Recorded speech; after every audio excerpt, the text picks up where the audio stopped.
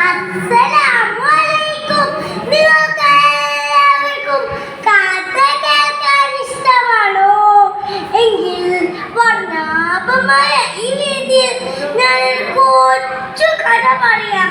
മനുഷ്യരുടെ കാലത്തോളം കഥകളും ഉണ്ടാകും. ഓരോ കഥയിലും ഒരു ഗുണപാഠമുണ്ടാകും. നിങ്ങൾക്ക് എല്ലാവർക്കും എന്റെ കഥ വേണ്ടി ഇത് വിശുദ്ധ ഖുർആനിൽ നിന്നുള്ള കഥയാണ്. അപ്പോൾ ഞാൻ തുടങ്ങട്ടെ. നമ്മൾക്ക് ദിവസവും ഓതുന്ന സൂറത്തുൽ യാസീനിൽ പാടുന്ന ഒരു നാട്ടുകാരുടെ കഥയാണ് ഞാൻ നിങ്ങളുടെ മുന്നിൽ പറയാൻ പോകുന്നത്. എല്ലാവരും ശ്രദ്ധിച്ച് കേൾക്കുകയും മനസ്സിലാക്കുകയും ചെയ്യണമെന്ന് ആദ്യമേ ഉപദേശിക്കുകയാണ്. ഒരു നാട്ടിലേക്ക് അല്ലാഹു രണ്ട് നബിമാരെ നിശ്ചയിച്ചു. ആ നാട്ടുകാർ ആ നബിമാരെ കോളവാക്കിയപ്പോൾ അവരെ സപ്പോർട്ട് ചെയ്യാൻ വേണ്ടി മൂന്നാമത് നബി കൂടി നിയോഗിച്ചു.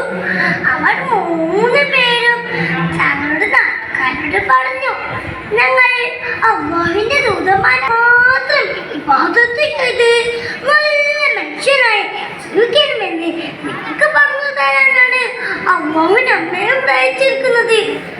എന്നാൽ ആ ദേവദൂതന്മാർ പറയുന്നത് വിശ്വസിക്കാനോ ആ സമൂഹം തയ്യാറായില്ല.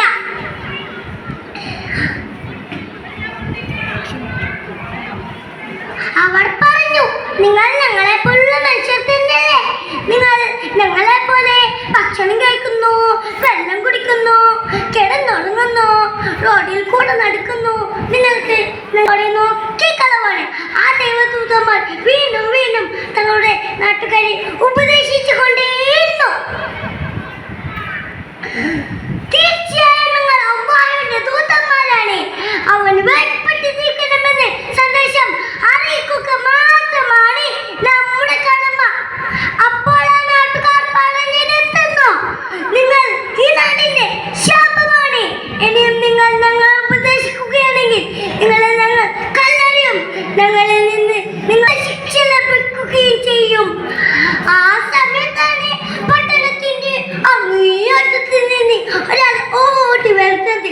അദ്ദേഹം ആ ദൈവദൂതന്മാരുടെ വർത്തമാനങ്ങൾ കേൾക്കുകയും സത്യമാണ് എന്ന് ബോധ്യപ്പെടുകയും ചെയ്ത ആളാണ്. അയാൾ നാട്ടുകാരോട് പറഞ്ഞു, എന്നെ പ്രിയപ്പെട്ട നാട്ടുകാരെ, നിങ്ങൾ ഈ ദൈവദൂതന്മാർ പറഞ്ഞ കാര്യങ്ങൾ ശ്രദ്ധിച്ചു കേൾക്കണം. ഇവരെ പിൻപറ്റി നിൽക്കണം. നമ്മെ സൃഷ്ടിച്ച അല്ലാഹുവിനെ ഇബാദത്ത് ചെയ്യണമെന്നാണല്ലോ അവർ നമ്മോട് പറയുന്നത്.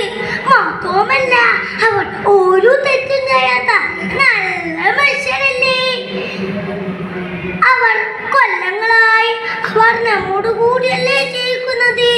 അവർ നിങ്ങളുടെ ഒരു പ്രതിഫലം ചോദിക്കുന്നുമില്ല.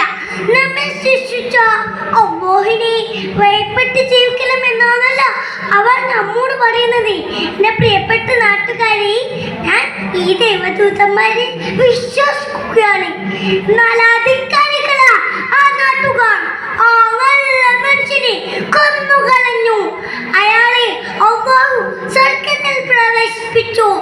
തന്റെ നാട്ടുകാരും അല്ലാഹുവിനെ ഭയപ്പെട്ട് ജീവിച്ച് സ്വർഗ്ഗത്തിലെത്തുന്നേ അയാൾ സ്വർഗ്ഗത്തിൽ വിളിച്ച് ആഗ്രഹിക്കുകയാണ് സത്യത്തിന് കൂടെ നിൽക്കുക. അവർക്ക് ലഭിക്കുന്ന പ്രതിഫലം സ്വർഗമാണ് എന്ന പാഠമാണ് ഈ കഥയിൽ നിന്ന് നമുക്ക് ലഭിക്കുന്നത്. അപ്രകാരം അല്ലാഹുവിന്റെ ദീനിലേക്ക് ജനങ്ങളെ ക്ഷണിക്കുന്നവർക്ക് ഉണ്ടായിരിക്കുന്ന ഗുണങ്ങളും ഈ കഥയിൽ നിന്ന് മനസ്സിലാക്കാം. നല്ലത് കേൾക്കാനും ഉൾക്കൊള്ളാനും നാഥൻ നമ്മെല്ലാം നൽകട്ടെ എന്ന് പ്രാർത്ഥിച്ച് നന്ദിത്തുന്നു. അസ്സലാമു അലൈക്കും.